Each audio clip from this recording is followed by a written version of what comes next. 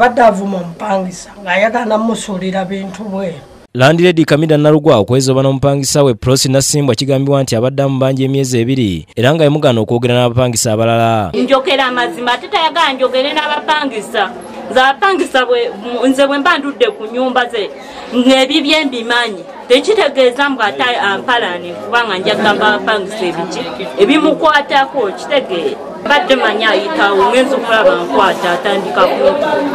Ate omukazi y'omu yoyo gwe balaga ku luliiku gataliiko nfumbe.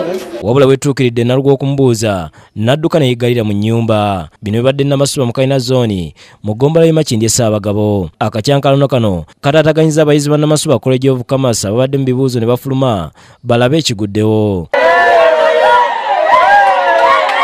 Nasimbwa atutegeeza nti Landlady wa muwalana nti kuba ssente z'agamba nti amumanja yazimusasula nga n'omwezi gwe tulimu yagumusasula dda. Landlady wange tamanja yadde n'omwezi n'ogumunze gwe manya manja gwa 8. Abamu ku batuuze be twogeddeko nabo batutegeezezza nti guno si gwe mulundi ogusoose Narugwa okwezooba n'abapangisa abo olw'obusonga obutono. Kati bw'oba obanja omupangisa ogonna kulwana naye. Tabanja mpangisa.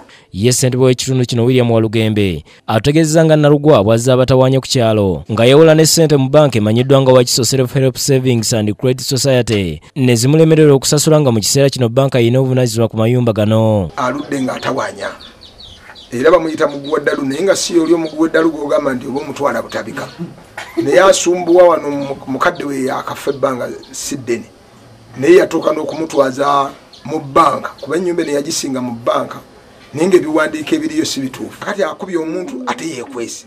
Ronald Kakoza yakusakidde Gweno kwa Bukedde TV.